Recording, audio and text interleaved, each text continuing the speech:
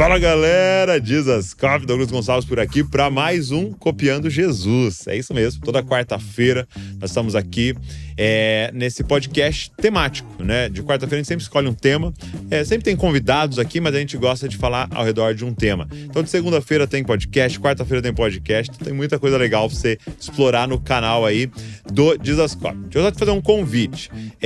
9 de novembro nós vamos ter a conferência Lidere como Jesus. É a nossa conferência anual para líderes. E eu queria convidar você para estar com a gente. Vai ser em São Paulo, é um sábado. A gente está lá desde as 9 da manhã até 9 horas da noite, imerso nessa pergunta: como é que a gente lidera como Jesus? A gente quer copiar Jesus também na nossa liderança. Então você que é líder ou sabe que é vocacionado, queria te convidar a estar lá com a gente. Vai ter um link aqui na descrição, você aperta aí para você estar lá.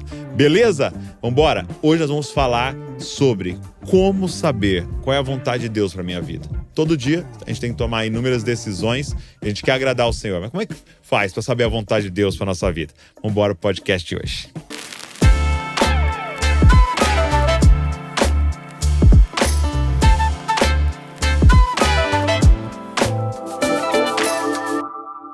Heber Campos Júnior. É isso aí. Obrigado. Prazer, querido. Uma alegria estar com você, viu, Douglas? Que honra, cara. Que honra. Uma alegria minha. Muito feliz de ter você aqui. Eu sempre sou muito abençoado. Na semana retrasada estava o Jonas Madureira aqui. Legal. Tava uma galera que foi muito legal esse podcast. Eu sou sempre muito abençoado pela vida de todos vocês que têm dedicado sua vida nessa área acadêmica, né? De servir o corpo de Cristo com Amém. a sã doutrina aí. Amém. Bom, obrigado.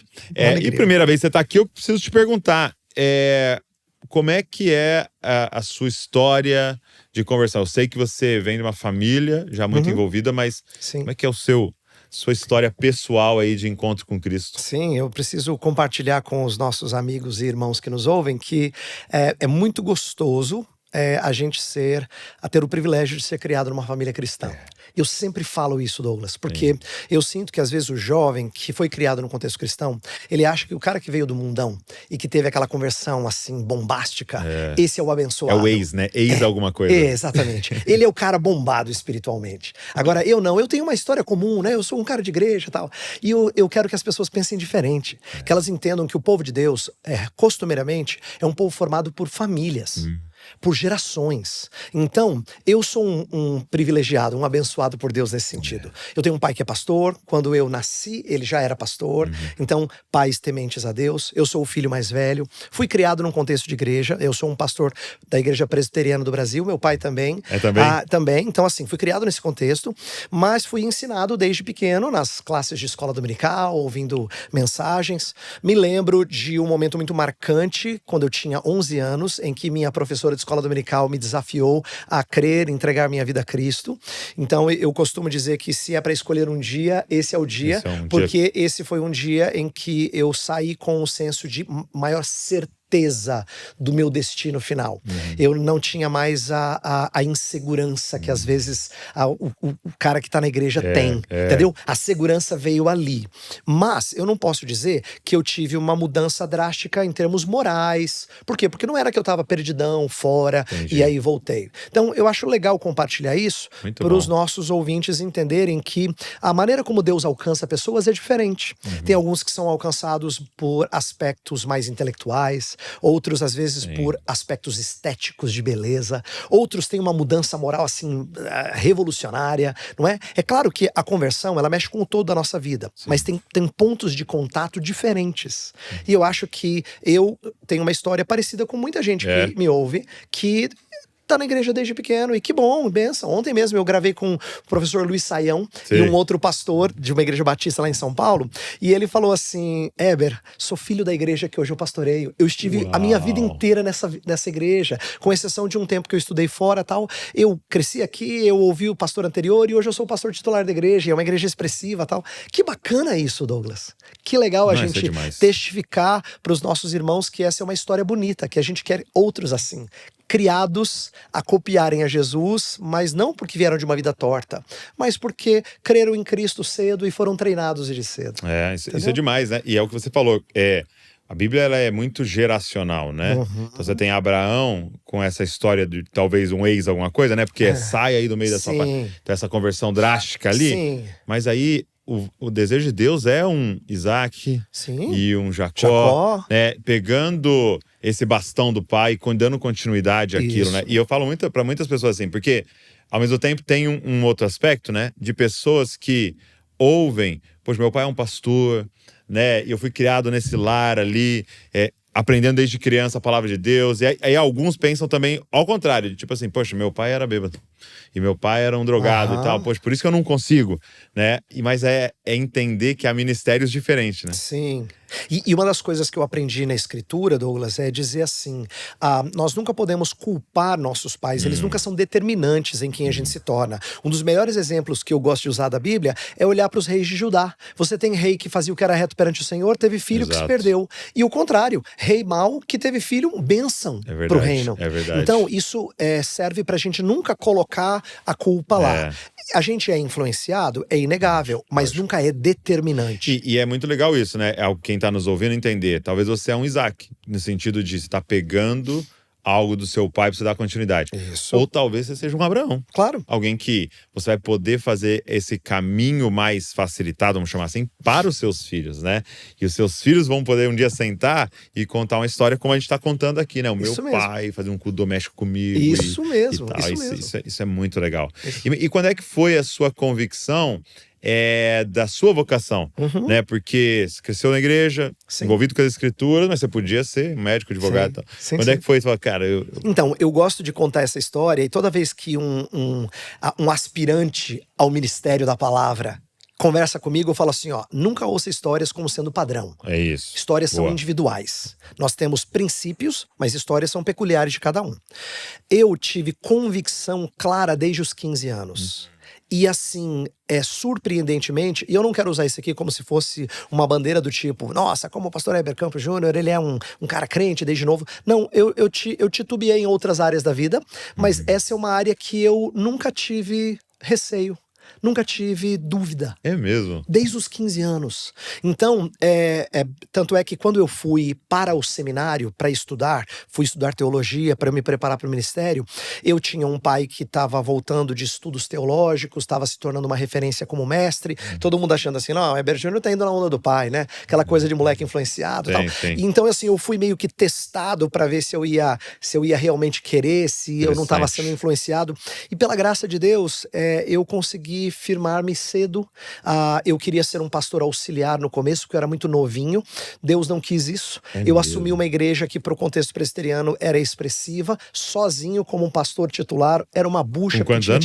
23 anos. 23. E assim, nada experiente.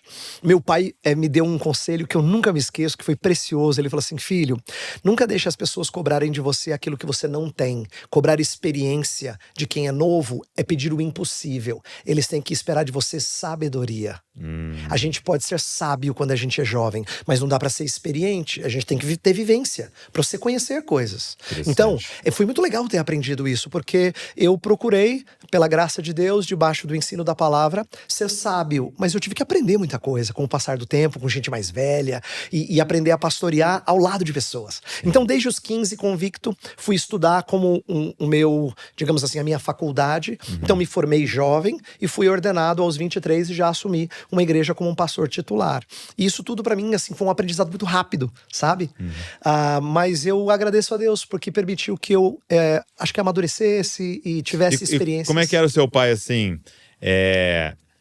Eu vou te falar por causa do meu, né? Sim. Meu, envolvido com o ministério, tal, pastor. Então eu percebia que não que ele falava pra mim, não quero você no ministério. Mas ele falava, cara, vai fazer direito, faz engenharia, né? Até porque ele não tinha feito faculdade, no caso dele. Então ele queria muito que eu fizesse ali uma faculdade e tal. Mas era muito legal isso, porque no momento em que eu decidi pela vocação ministerial, era genuíno, né? Sim. Porque tinha todas as outras oportunidades. Seu pai te apontava para outras coisas? Meu pai fez um negócio muito bacana. E eu o admiro, e ele sabe disso, que eu já expressei isso a ele várias vezes. Quando eu testemunhei para ele, aos 15 anos, que eu estava convicto, Deus tinha colocado aquilo no meu coração e eu senti aquilo muito forte, ele não mostrou empolgação.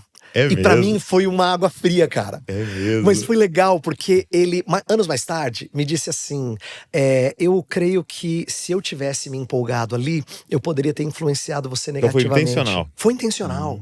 E foi bacana porque ele percebeu que eu avancei por decisão própria, por experiência minha com Deus. E não porque eu tava, né, na cola do pai e fazendo o que o pai fazia. Então foi muito legal, ele foi muito sábio. Hoje, se você perguntar pra ele, ele vai falar com muita alegria, com muita gratidão de ver o filho no ministério. Claro, isso pra ele é muito gostoso. Claro que ele quer isso, claro que ele se alegra nisso, né?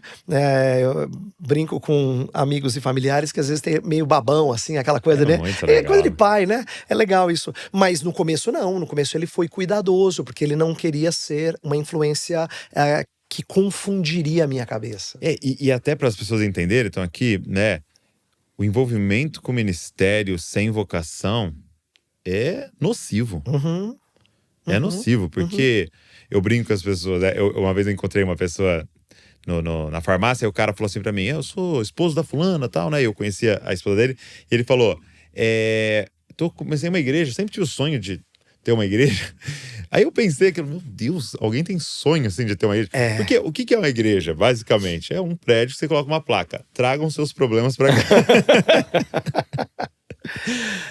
Mas é claro, Deus vocaciona pessoas, dá graça, dons às pessoas E eu fazerem acho, isso, né? Douglas, que uma história bíblica que pode ilustrar esse sonho confuso é Simão o Mago.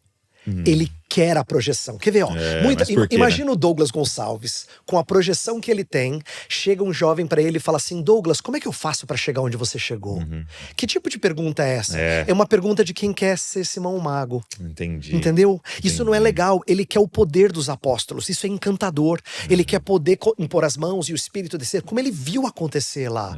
E isso é muito danoso, porque tem um elemento aí de projeção que, pela graça de Deus, você tem, mas que não é o que é a essência do Não ministério. era o que foi buscado. Exatamente, não é a essência É uma do ministério. consequência. Você é um ministro, né? Um ministro da palavra que hoje Deus deu essa oportunidade, mas tem muitos outros que não são e são fiéis ao Senhor. Amam o Senhor.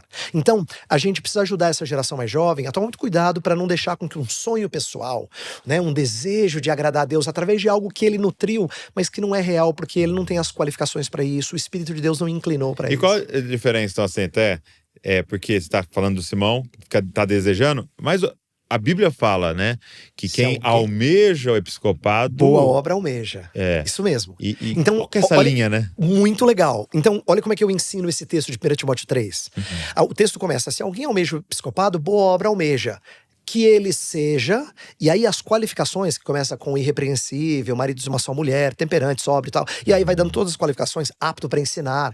Eu costumo dizer assim que são qualificações todas possíveis da gente detectar.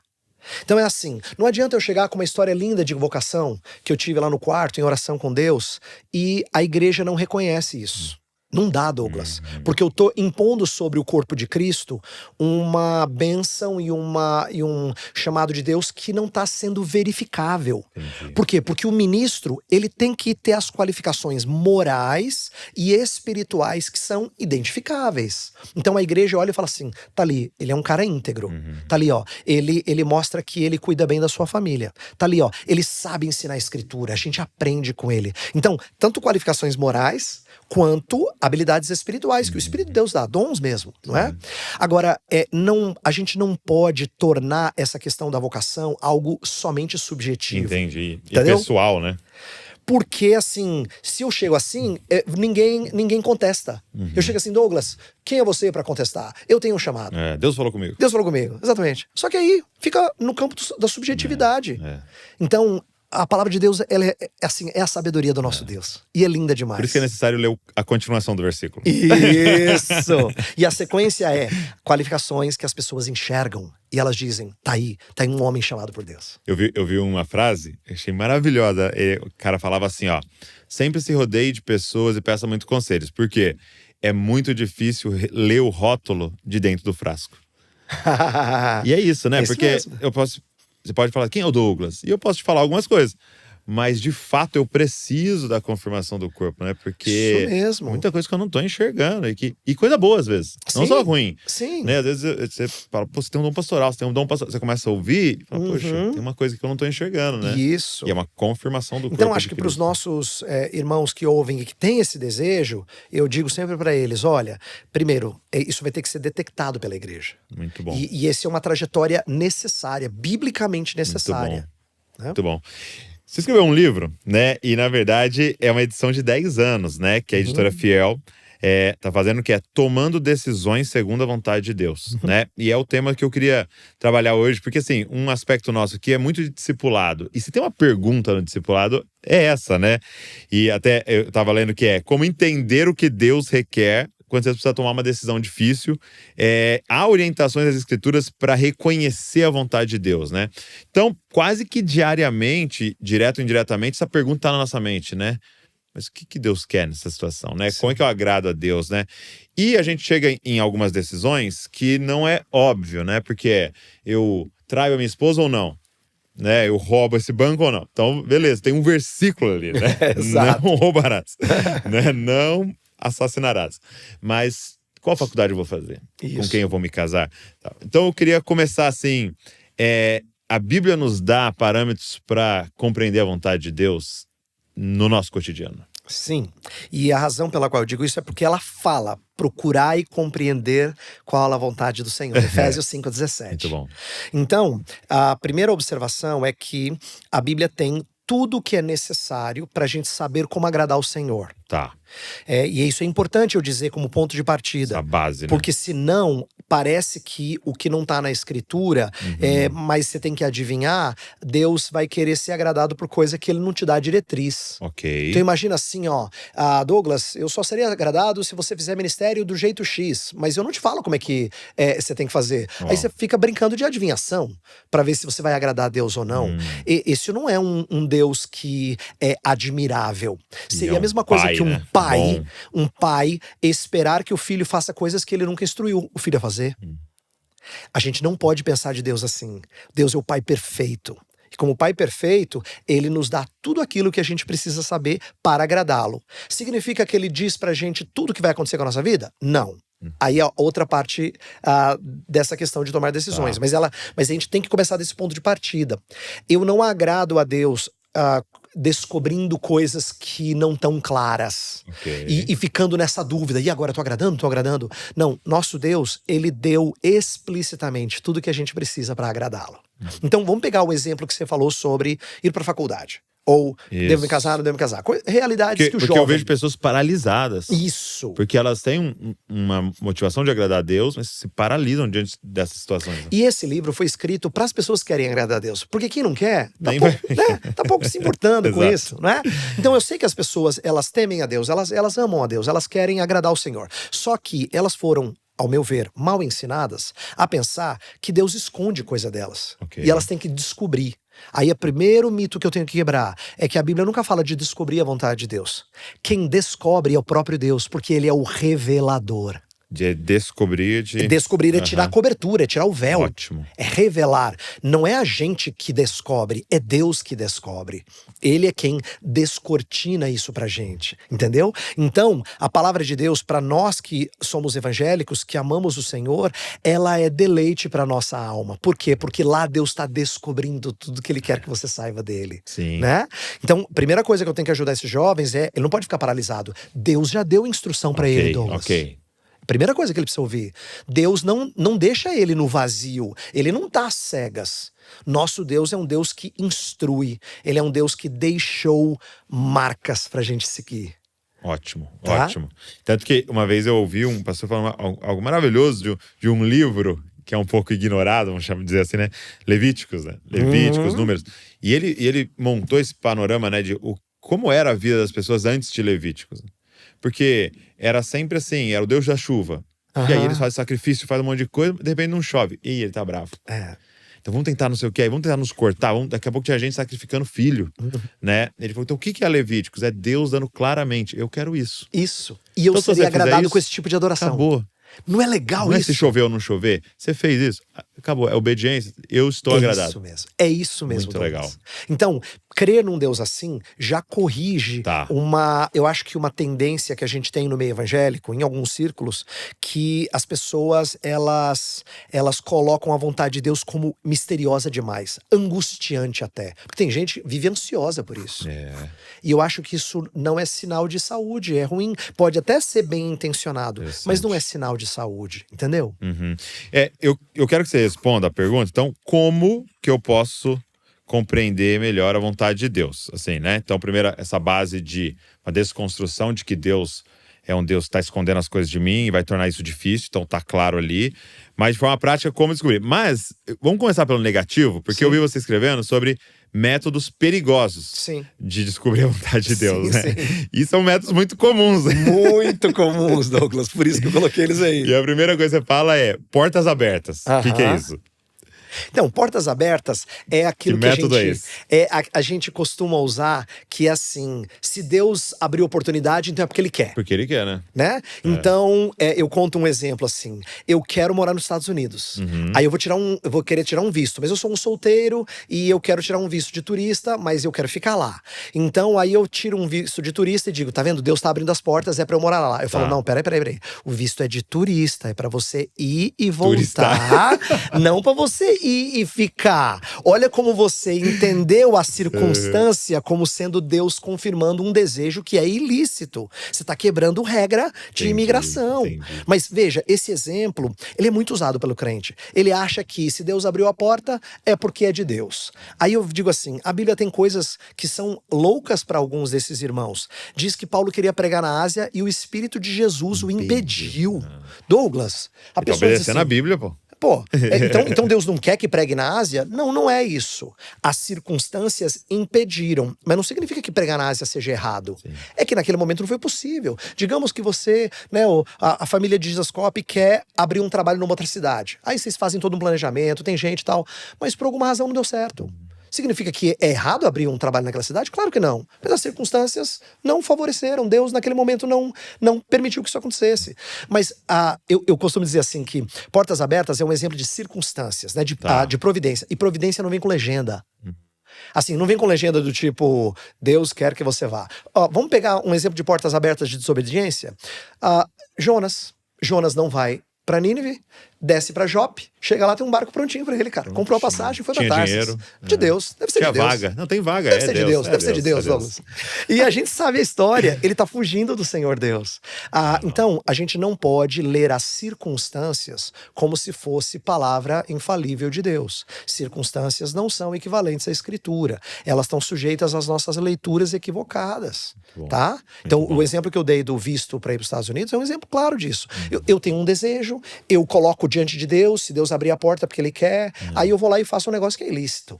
E acontece muito namoro, né? Muito disso, exatamente. Se responder então, é porque... Portas abertas é uma questão de circunstâncias que mostram pra gente e vão testar a nossa sabedoria.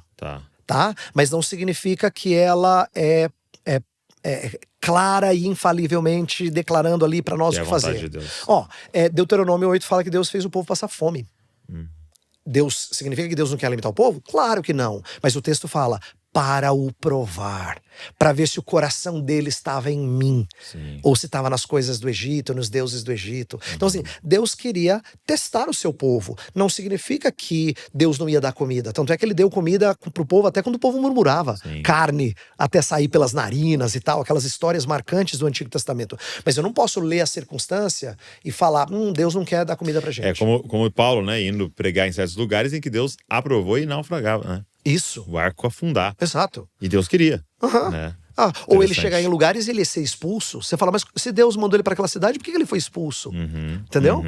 Então, tomar cuidado para não ler portas abertas como é certo que Deus quer. Confirmação. Testes. A história mais famosa da Escritura. Isso. Eu chamo de perigosos. E eu prefiro esse termo, eu tenho usado esse termo, porque alguém pode contar uma história de que deu certo. E eu não estou duvidando que possa acontecer. O que eu estou dizendo esse tipo de espiritualidade não é uma espiritualidade sábia. Um exemplo famoso da Escritura é Gideão. o novelo de lã. Ok. Tá? Exemplo famoso da Bíblia. Então, para quem não conhece a história, lembrando pro pessoal, Gideão é chamado por Deus. Ele, naquele primeiro momento, ele tem que liderar o povo na libertação dos midianitas e tal. Ele tem medo. Tem medo. Mas Deus Não se sente capacitado. Deus consome um sacrifício, vem fogo do céu. No começo da história de Gideão, Deus já está se mostrando com Gideão. Aí vem a história do novelo de lã. Ele pede para Deus confirmar e ele faz teste. Senhor, se ficar tudo molhado, que seco, e depois inverte e tal, né? O que é importante a gente entender dessa história? É que Gideão está fazendo isso depois de Deus mostrar claramente que é com ele. Então o teste não é prova de fé, é o contrário, é de incredulidade, cara. Ele está sendo incrédulo, Douglas. Então não é um bom exemplo. Eu conto no livro uma história que eu achei muito engraçada, uma experiência pessoal. Quando eu estava dando palestra sobre o livro, pouco antes de publicar, há uns 12 anos atrás, um senhor, depois que ouviu a palestra, chegou para mim e falou assim: então, pastor, deixa eu te explicar como eu conheci minha esposa. Ele falou assim: eu conheci aquela moça, falei, eu quero casar com aquela moça. Mas eu quero saber se é de Deus. Ele era recém-convertido, não tinha muita instrução. Aí ele disse que chegou na beira de um rio, pegou 3 pedras, e aí ele falou: tenho que acertar aquele pedaço de madeira que tá saindo. Aí ele atirou a primeira vez, errou. Aí ele chegou um pouco mais perto da margem, atirou a segunda vez, errou o pedaço de madeira. Aí ele ficou angustiado, entrou dentro do rio, chegou bem pertinho e jogou na madeira. Agora, olha o que esse tipo de história mostra. Mostra que a gente quer uma confirmação que não é uma maneira de ouvir o Senhor Deus. A gente tá maquinando. E como é que a gente... Porque os testes são criados por nós, entende? Exato, nós então, criamos testes. Imagina o adolescente, o jovem que quer namorar uma moça. Aí ele fala assim, não, se ela atender na primeira chamada, é porque é de Deus. É porque ele é um cara tímido. Então ele não vai ficar lá tocando, e não atender. Se ela não atender, então não é de Deus, ele desliga. Agora, se ele é um cara insistente, ele fala assim, não, se alguém atender, é de Deus. Entendi. Quem é que criou o parâmetro do teste? A própria pessoa. Isso não é bom, porque Deus não pede isso da gente.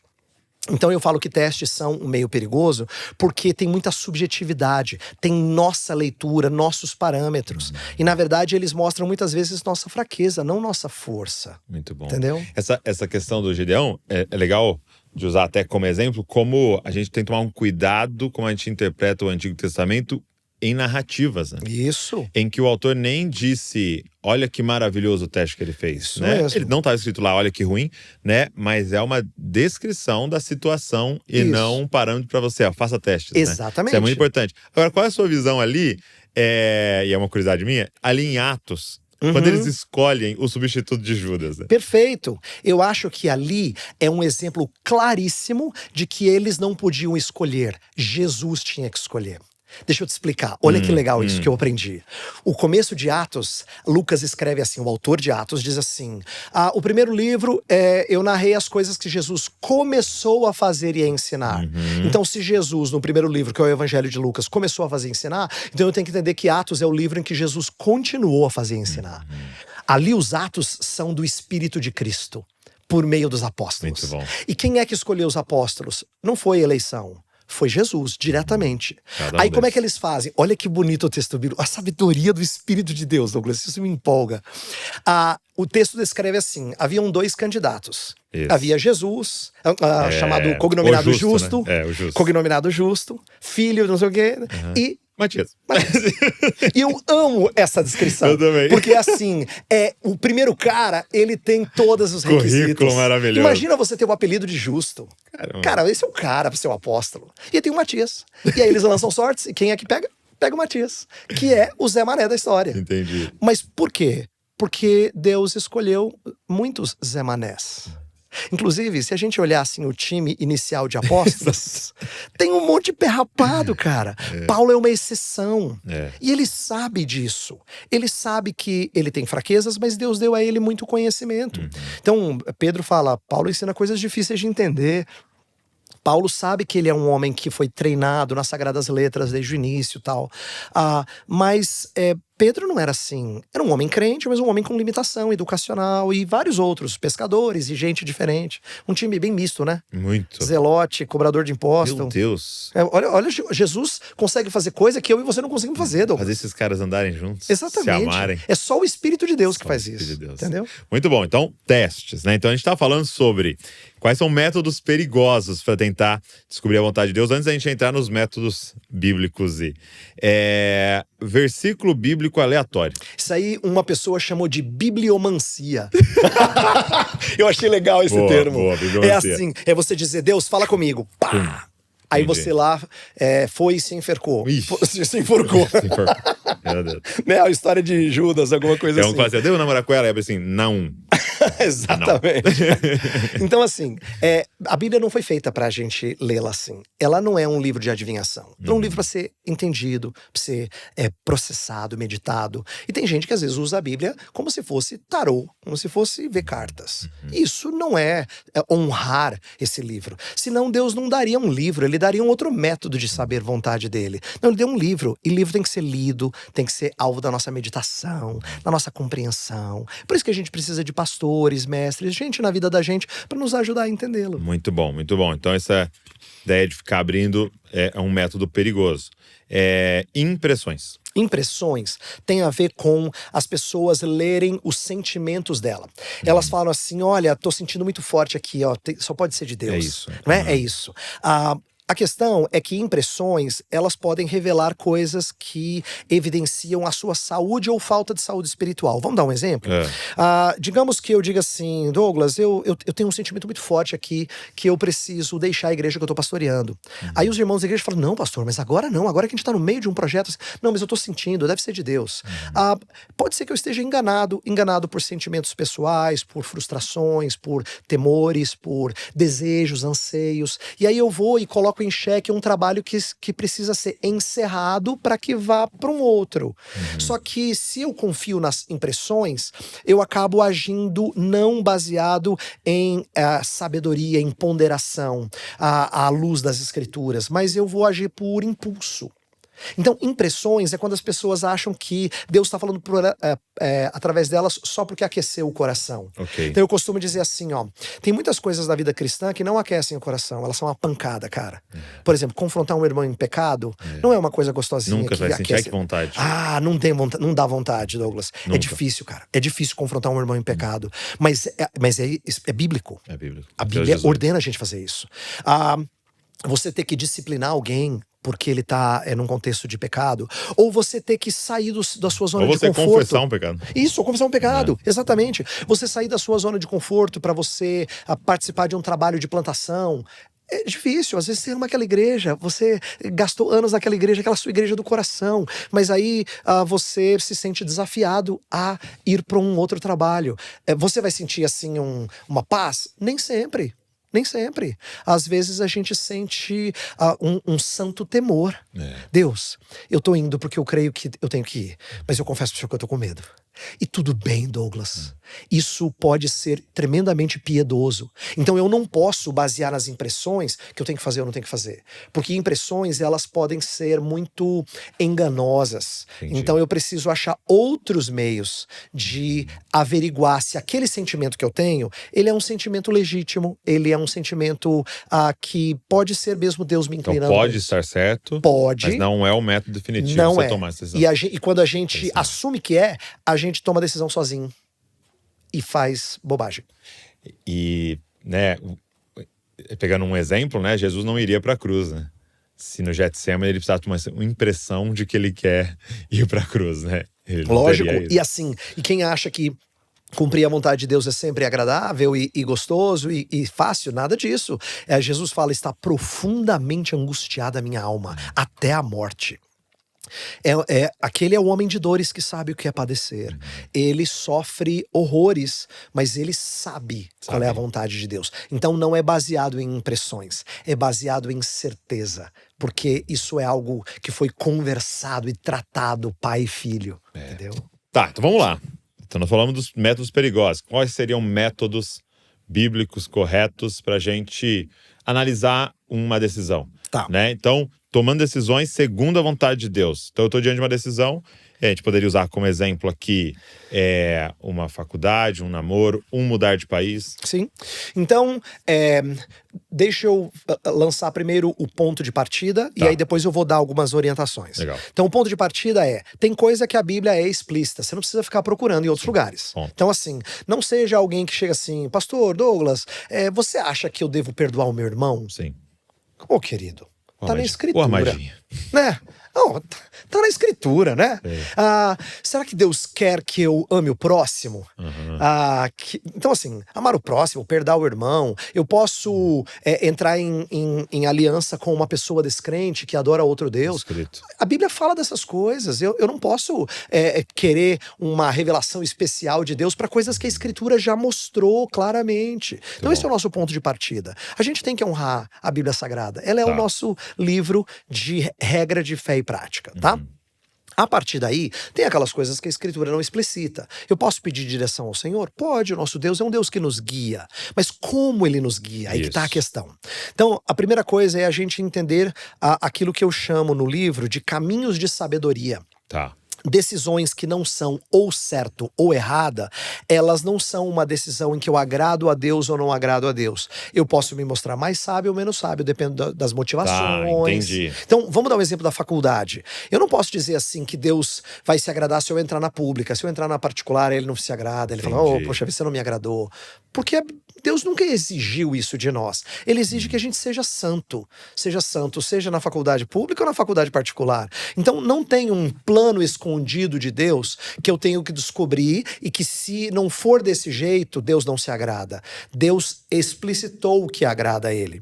Ele quer que o jovem seja santo, que ele se case e ele honre a sua esposa ou o seu marido, conforme a Escritura direciona. O que é ser um marido segundo a palavra de Deus? O que é ser uma esposa segundo a palavra de Deus? Isso ele ordena. Agora, se isso vai acontecer aqui em Bragança, ou lá no outro estado, ou fora do Brasil, depende. Com X de dinheiro, com menos dinheiro, mais dinheiro, essas coisas são indiferentes. Então pode ser sábio ou não sábio. Não tão sábio. E aí até entra, por exemplo, alguns textos de Provérbios e tal. Sem dúvida. Então vamos pegar um texto de Provérbios para começar essa conversa.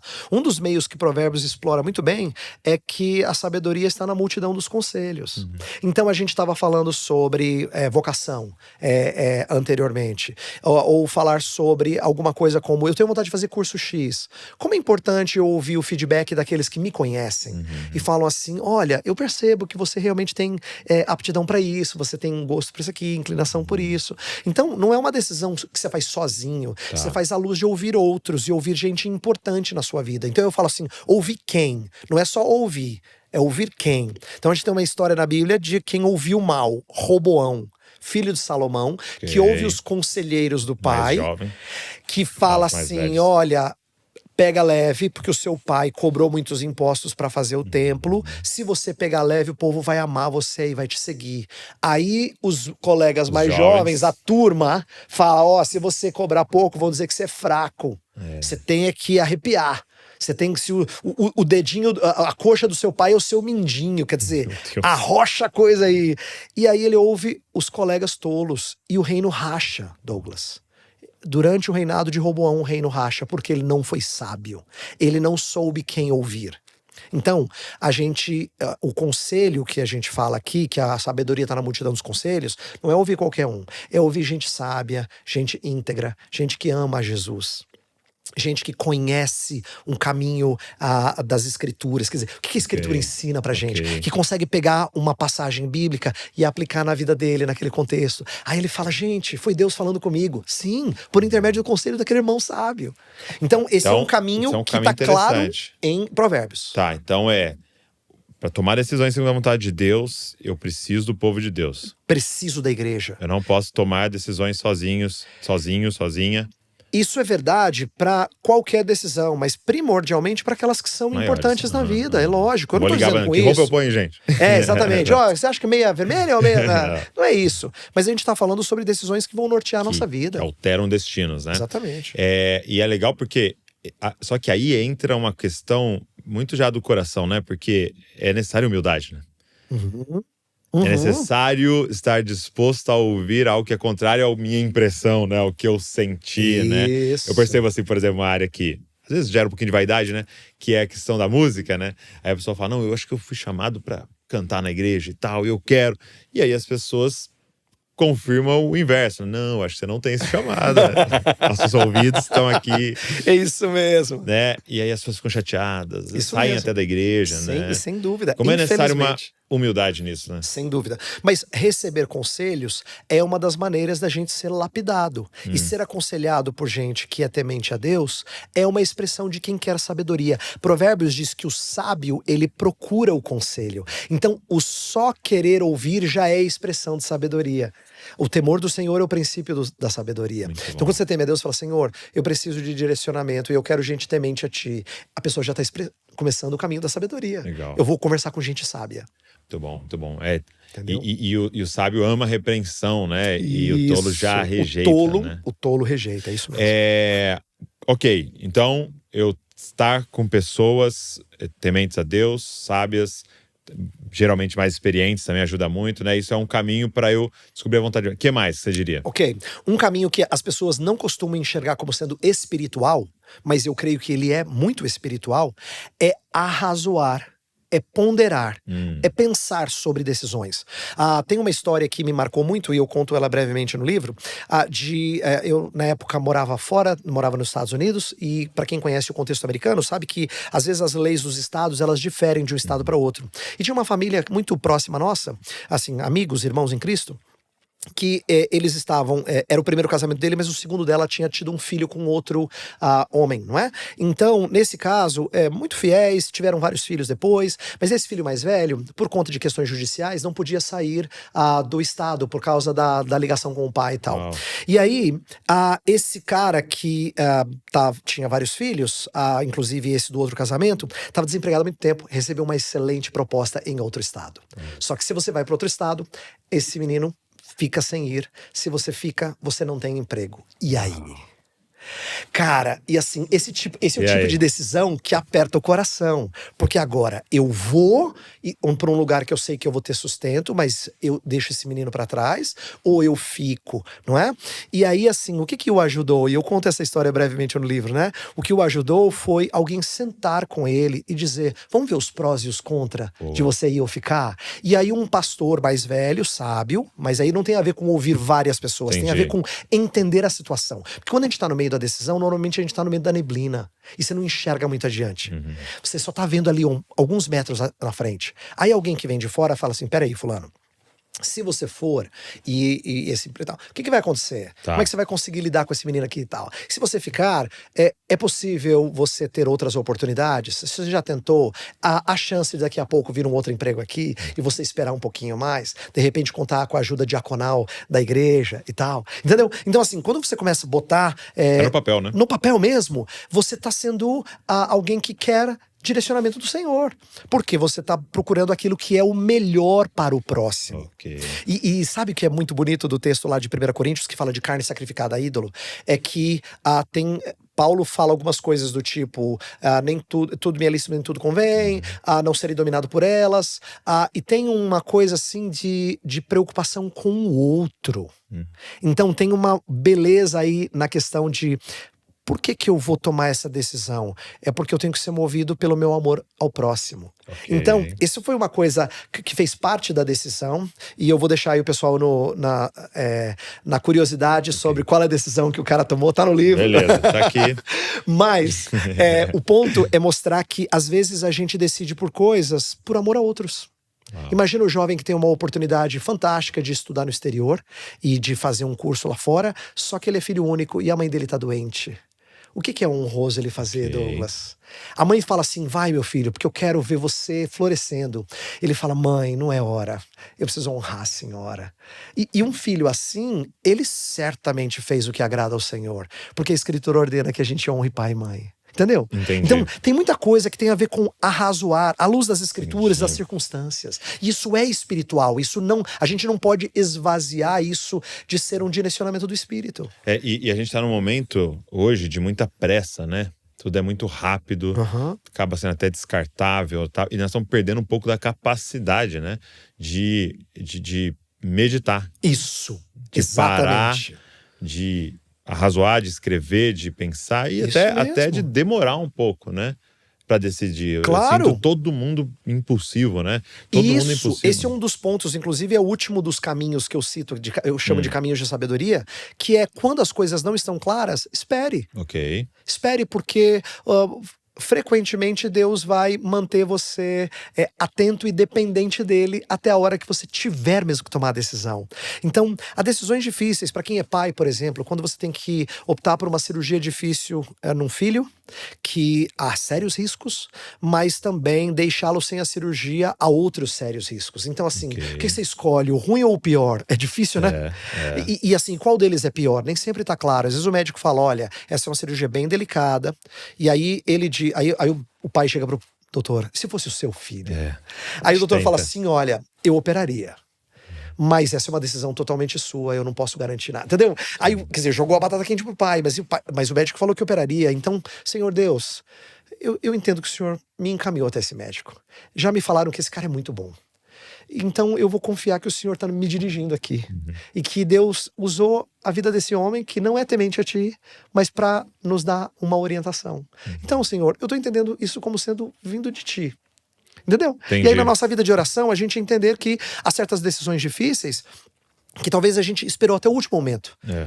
E depois o Senhor Deus aquieta o nosso coração. E você fala, ai, Senhor, que bom, nós tomamos a decisão acertada. Mas por quê? A gente esperou no Senhor. Então isso que você falou é muito precioso. A Bíblia fala muito de espera. É muito, né? Esperei silenciosamente no Senhor e Ele me ouviu. O salmista escreve isso. E hoje a galera tá querendo, imediatismo. Entendeu? Tem um pastor, um ancião, né? Que é um mentor pra gente aqui, o Harold Walker.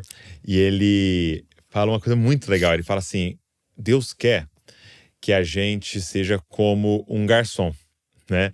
E ele é americano, então em inglês faz muito sentido, porque chama waiter. Waiter, isso Então, mesmo. assim, o que é um garçom? É um esperador. E Isso aí ele mesmo. fala muito pra gente assim, ó, e tem dois tipos, né, ruins, né? Que é o cara que fica em cima de você e fica ali, ó, o que você vai pedir? Já vai pedir, não sei o quê. É isso. E aí você nem chamou ele tá lá em cima de você, né, te pressionando a tomar uma decisão. E tem aquele que tá desatento, né? Tipo, você chama, ele não vem, né? Ele falou, nós temos que ser aqueles, fica ali, ó, esperando, mas atento. A hora que Deus fala, tem uma vontade, você tá pronto lá a obedecer, mas saber esperar, né? Então, Legal. nós estamos perdendo essa capacidade, né? Eu acho que é um alerta para nossa geração, até por Isso causa das mesmo. redes sociais e tudo. A gente tem perdido essa capacidade de esperar. Então, ok. O povo de Deus pode me ajudar nessa decisão. Sim. Multidão de conselhos da sabedoria. Arrazoar, não ter Isso. pressa. Você já pulou um lá pro esperar. Você adicionaria mais alguma coisa nesse? Então, um outro caminho que eu coloco, e eu apresento esses 4, é o da suspeita. Por quê? Quando eu suspeito, significa que eu questiono as minhas motivações. Tá. Que aqui tá uma coisa muito bonita acerca da vida cristã. O que é crescer em sabedoria? É você saber não só a decisão certa a tomar, porque você é um cara que lê o tempo, mas você sabe que o seu coração pode te enganar. E ele pode levantar motivações que não são as melhores. Então, a gente pode ser movido por estrelato, a gente pode ser movido por dinheiro, a gente pode ser movido por ira, espírito de vingança. E às vezes, Douglas, a gente justifica, e essa é a parte pecaminosa, feia, cara. A gente justifica até com palavras de Deus, não é? Você fala assim, eu queria te falar mal desse cara, mas eu não tô falando mal, é pra você orar por ele, tá, Douglas? Vamos orar. Então, quer dizer, eu falo, detono o cara, mas vamos orar. Então eu espiritualizo a minha maledicência. Ou um exemplo legal que eu gosto de citar é o pastor que está decidindo por alguma coisa e ele joga toda a culpa em Deus. Então ele fala assim, irmãos, olha, se dependesse de mim, eu até atenderia vocês, mas Deus, entendeu? Deus me chamou. Pô, cara, não faça isso, né? Porque aí você coloca Deus como sendo o vilão da história. Faça assim, mostre que você entende que é um bom direcionamento de Deus e você está convicto de fazê-lo. Não se divida como quem diz, eu até atenderia vocês, mas eu não posso porque Deus me falou Eu diferente. vi alguém falando até com filhos, né? Tomar muito cuidado. Sim. Deus não quer que você faça isso. Deus não gosta. Deus, de repente, você vai formando esse Deus na cabeça da criança, né? Sim, agora, esse Deus, ele tem que combinar com aquilo que eu também quero. Isso. O papai não quer porque Deus não gosta Isso, disso. exatamente. O papai tá dizendo não porque Deus não é honrado com isso. Então não é Deus contra você. Exato. É eu seguindo Alinhado. a palavra de Deus. Isso mesmo. Então eu falo que o caminho da suspeita é um caminho difícil, mas ele é necessário. De suspeitar assim, de si mesmo, de seu si coração. mesmo. É dizer assim, eu preciso. E olha como eles estão interligados. Eu preciso ter uma conversa com alguém que pode dizer assim: você acha que eu tô sendo egoísta ao ir por aqui? Eu chego assim pro Douglas e falo assim: Douglas, ó, vou abrir meu coração contigo. Porque eu tô com vontade de fazer isso. Mas eu tenho medo de estar querendo isso por razões só pessoais. Você acha que esse é legal? Aí você fala: ó, Heber, conhecendo você e tal. Aí eu começo a ficar ou mais tranquilizado ou mais preocupado. Por quê? Porque você vai apontar coisas que podem me ajudar a enxergar que, de repente, eu não estou fazendo isso por motivações erradas. Ou estou fazendo.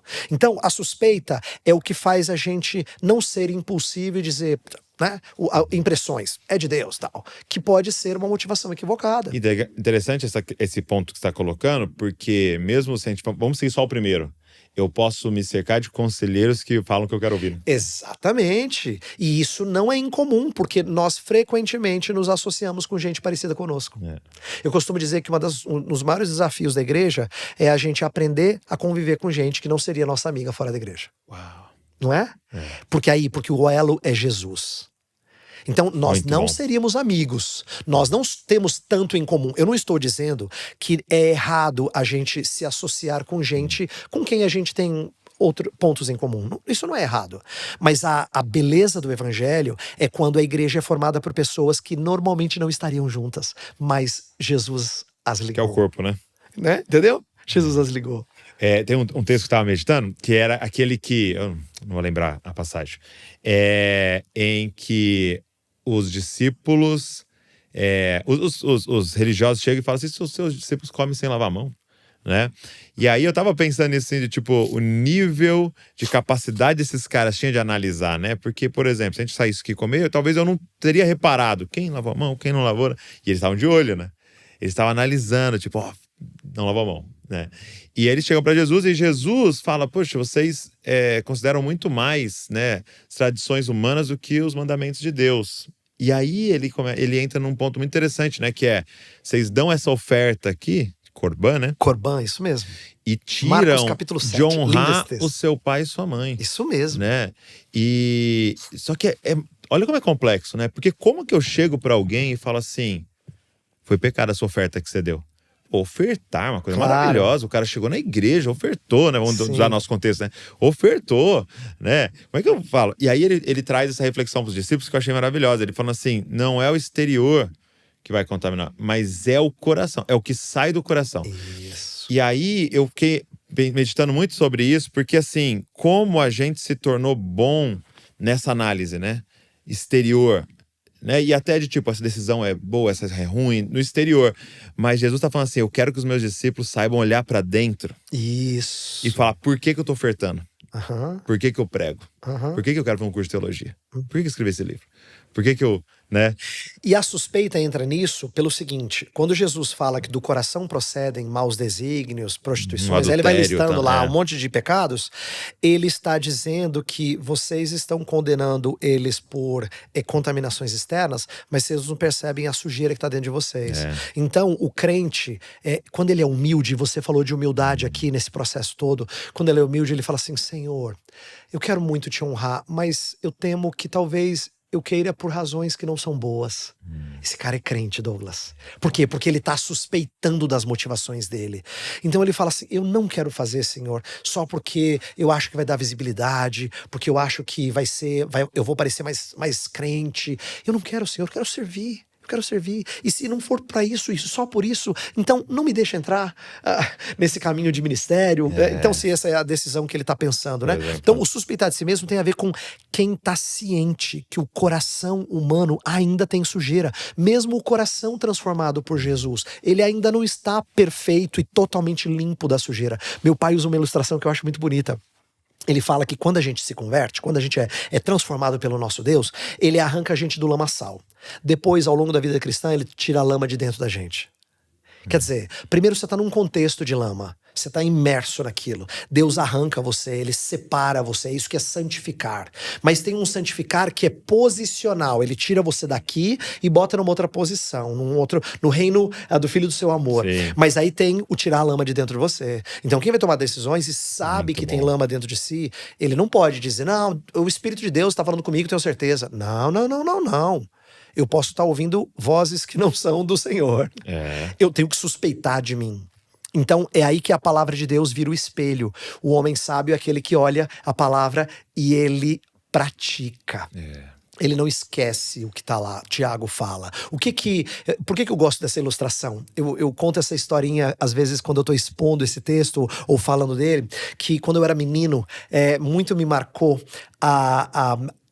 uma reportagem. Eu estava vendo na TV uma reportagem de um ator que era palhaço. Eu acho que ele trabalhava num circo, eu não me lembro. Eu não me lembro nem quem era. Mas aí ele era um palhaço que estava mostrando qual é a vida do circo, tal. E aí ele, enquanto fazia a entrevista, ele olhava no espelho e ele ia se pintando, ia conversando com a câmera, né? Só que a sacada legal é que ele tinha uma fotinho ali do que ele tinha que pintar. E eu costumo dizer que o espelho da Escritura é exatamente isso. Por quê? Porque o modelo tá lá, Douglas. É Jesus, né? Então, exatamente, o modelo tá lá. Eu olho pro espelho, Essa aí é do primeira Jesus coisa que eu Coffee. vejo... Essa aí eu vou usar pra Jesus. Olha só, que coisa bacana a gente pensar que, primeiro, o espelho reflete quem você é. Sim. E você não é essa belezura que todo mundo diz que você é. Ele mostra a sua feiura. Ele mostra qual é o padrão que você tem que chegar. Mas tá lá. A fotinho do nosso Cristo, a quem a gente tem que imitar, tá lá. E aí você vai sendo moldado pelo Espírito de Deus a essa imagem, não é? Então, a pessoa que suspeita de si, pra gente fechar essa parte que eu tava explicando, suspeita de si, ele sabe que ele não é tão espiritual quanto às vezes dá a entender. Ele teme. Ele teme. Então ele fala, Deus, eu não quero aqui ser mal direcionado pelos meus sentimentos. Então ele suspeita de si. Muito bom. Entendeu? Eu lembrei de um amigo que ensinou algo precioso pra mim. Ele fala daquele texto de a palavra é espada, né? E a gente fica pensando muito assim, né? Então, eu preciso da palavra para eu lutar contra os outros, né? E ele fala, mas, cara, a palavra é a espada para você colocar em você, né? Ela mais te fere. Vai ter muito mais situações de se autoferir do que de lutar contra os outros, né? Isso mesmo. E ele usa até o exemplo da tentação de Jesus, né? Porque o diabo vem e fala, transforma essas pedras em pães e tal. E aí, a gente sempre usou isso, né? Ele luta com ele com a palavra, né? Isso. E a gente sempre pensa dele, né, com uma espada contra o diabo ali, né? Mas a verdade é que se você for pensar, ele tava falando com ele, né? Nem só de pão. Quem tava com fome era ele, não o diabo. Isso. Nem só de pão viverá o homem. Então ele tava recitando a palavra que mata ele, né? E essa suspeita de si mesmo, né, da palavra, ela é muito forte. Agora, eu acho que esses pontos são muito preciosos e eu queria até indicar para todo mundo, para você se aprofundar. Gente, esse livro precisa ser... Você precisa dele para você, claro, de você tomar decisões acertadas, mas como ele é importante para o discipulado, né? Já há anos ele é um livro aprovado pela igreja aí, vamos dizer assim, né? Há anos já vem sido usado e eu queria te indicar se você não conhece, porque no nosso discipulado é essa questão que aparece com frequência. A gente precisa aprender a ajudar as outras pessoas também nessa questão. Então eu queria, não é um livro grande, um livro fácil de leitura e vai te abençoar muito. Eu queria que você pedisse. A gente vai deixar o link aqui na descrição para você pedir. Mas eu queria te pedir para falar, como eu te disse em off aqui, tem muita gente que nos segue, que ama as escrituras, que ama ensinar as escrituras e que está em alguma posição de liderança ou sabe que o Senhor chamou com frequência. Que dicas você daria, conselhos, né, melhor, você daria para jovens ministros, quais cuidados tomar nessa caminhada em se envolver com o ministério? Ok. Então, primeira coisa eu diria é que a gente precisa aprender que servir o Senhor sempre é bom. Okay. Mas no ministério não é a única forma da gente servir o Senhor. Okay. Isso é muito importante. Por quê? Se acontecer por conta de circunstâncias e decisões, ele não se tornar um ministro da palavra, um pregador, um mestre, não significa que ele não é servo, não é? Na verdade, nós temos na Igreja de Cristo muita gente carregando o piano, e alguns pianistas. Porque parece E que vai ter galardão só para pastor, né? Exatamente. E aí as pessoas ficam com a impressão de que só sirvo a Jesus quando eu sou um ministro de tempo integral, eu sou um missionário, um pastor, um evangelista, alguma coisa assim. Não é verdade. O servo de Deus está espalhado por vários cantos da cultura e da sociedade. Muito E ele bom, serve muito o bom. Senhor Importantíssimo. onde ele está. Então é importante o pessoal entender isso. Você não serve o Senhor só sendo um vocacionado ao ministério da palavra. Então não se frustre se isso não acontecer. O Senhor Deus, eu costumo dizer que nós vamos perder o nosso emprego quando a gente estiver com Deus. Porque quem vai querer ouvir a gente na presença do nosso Cristo? Exatamente. Então a nossa tarefa é só preparatória, entendeu? Agora, pode ser que outra pessoa exerça uma profissão que no novo céu e no nova terra ele consiga continuar exercendo. Então, Um arquiteto aí. exatamente. Então, primeira coisa é, você serve de múltiplas maneiras. Muito bom. Segunda orientação, desejar ser um ministro é uma boa coisa, como 1 Timóteo 3 deixa bem claro. Porém, você não pode tomar essa decisão sozinho. Por isso que eu falei que você tem que ser atestado e aprovado pela igreja. Portanto, eu aprendi isso muito bem com meu pai. Eu assim, louvo a Deus por ter entendido essas coisas com clareza por causa dele na minha vida, que vocação não é uma coisa só interna, ela é externa também. Tem que ter as duas coisas. Eu tenho que me sentir inclinado a isso. O Espírito de Deus está me movendo a isso, mas só isso não basta. Eu tenho que ter a igreja confirmando, chamando. Muito bom. Tá? Então, essa é uma outra coisa. Jovem, não diga, eu sou pastor, eu vou ser pastor. Não se auto-envie. Exatamente. Deus está querendo e a igreja não me reconhece. Não me reconhece, tá um pouco me lixando. Não funciona assim. Nós somos um corpo. E a gente tem que ser, então, reconhecido, chamado e enviado pela igreja de Jesus. Tá? Outra orientação que eu daria é que existem duas grandes características que a gente tem que evidenciar. E a primordial e a primeira é caráter. Assim, todos nós temos pecados, todos nós temos lutas e nós precisamos de irmãos na nossa vida para que a gente se santifique gradativamente. Mas a nossa vida tem que ser uma vida de piedade. Então, se você quer ser um ministro da palavra, você não pode ser uma pessoa soberba. Você não pode ser uma pessoa melindrosa, cheia de dodói. Qualquer coisa. Qualquer coisa, tô ofendido, tal. Não entra no ministério. Você vai lidar, não, você vai lidar com muita gente, falando muita coisa, te ferindo. Você não pode ser uma pessoa melindrosa, né? Você tem que compreender que certas falhas de caráter precisam ser sufocadas, precisam ser... às vezes elas nunca vão embora de completo porque é uma prova de que nós ansiamos o dia que nós estaremos com o nosso Cristo perfeitos. Mas elas têm que ser sufocadas. E isso é possível, isso é a transformação do Espírito. Sim. Então, caráter é o ponto primeiro. Mais um segundo ponto, e aqui vem a gente bem intencionada, mas que às vezes não percebe que não tinha que estar no louvor, o exemplo que você deu agora há pouco, é que a gente tem que ter dons. Sim. E esses dons são do Espírito, E não adianta, Douglas, quando e ele você dá da forma que ele quiser. Que ele quer. Porque é ele, a igreja é do Senhor Jesus e é ele que equipa como ele quer. Então assim, se ele me fez mão, eu não posso querer ser pé. E se ele me fez orelha, eu não posso querer ser olho, entendeu? Isso é desonrar aquilo que eu posso fazer muito bem feito. É se mostrar ingrato para com aquilo que Deus me deu. Então assim, eu tenho limitações, você também certamente as tem.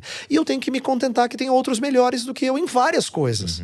E assim, que bom! Porque se a gente fosse bom em muita coisa, talvez fizesse mal para nós. Não, eu tentei, Herbert, todos os instrumentos você imaginar.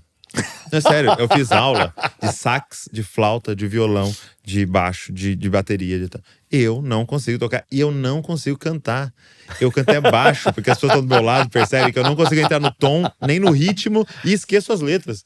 Então assim, zero, não tem que ver. Agora você vai ficar lá, Senhor... Poxa, eu quero cantar. Isso, Senhor, eu tenho um sonho de ser um cantor. Então, é importante a gente falar isso, porque nossa geração, ela tem um evangelho falso, que é você pode ser o que você quiser. Ouça o seu coração. Isso vai totalmente contra o que a gente está falando. Exato. Não ouça o seu coração, suspeite vontade dele. De Deus. Não é o seu sonho, tá? Então, não faça isso. Não ouça o seu coração. Não diga, eu posso ser o que eu quiser. Não funciona assim. Não. Se você é servo, lembra? O escravo não fazia o que queria, ele fazia o que o seu senhor queria. E a gente tem que aprender isso. Legal. Então eu acho que essas são orientações primeiras para ajudar o nosso povo aqui. Muito bom. Poxa, obrigado. Nada. Que tempo precioso. Que legal. Foi- Eu agradeço o seu privilégio de dar um espaço pra gente poder falar dessas coisas. Poxa, e você que está aqui nos ouvindo, nos assistindo, eu queria muito, de novo, te encorajar a ter acesso a esse material. Até essa edição de comemorativa de 10 anos tem alguns conteúdos extras, que é um guia de estudo e o curso online. Então, Isso no mesmo. final, você vai ter aqui um guia de estudo, e eu tenho incentivado muitas pessoas a lerem em grupo. Então, eu tenho até feito de quarta-feira uma leitura em grupo aqui, online, de alguns livros, porque eu acho que não tem um método mais forte de aprendizado, assimilação e aplicação do que em grupo. Porque você começa a ter pessoas cobrando você, porque ela está aprendendo a mesma coisa, poder discutir vários pontos de vista. Então é muito legal. Então tem um guia de estudo aqui, perguntas para você poder seguir. E, gente, não tem como a gente dizer que isso aqui é um assunto primordial, porque eu e você precisamos entender como tomar decisões segundo a vontade de Deus. Então, vou deixar o link de novo aqui para você, na descrição, para você pedir o seu, para eles entregarem aí na sua casa. Heber, obrigado mais uma vez. Nada, querido. Uma honra muito grande. Não só obrigado por hoje, mas obrigado por estar dedicando a sua vida aí para equipar o corpo de Cristo Louvado seja com o os Senhor. seus dons. Amém. Amém? Amém. Deus abençoe você e não se esqueça, você é uma cópia de Jesus. Valeu.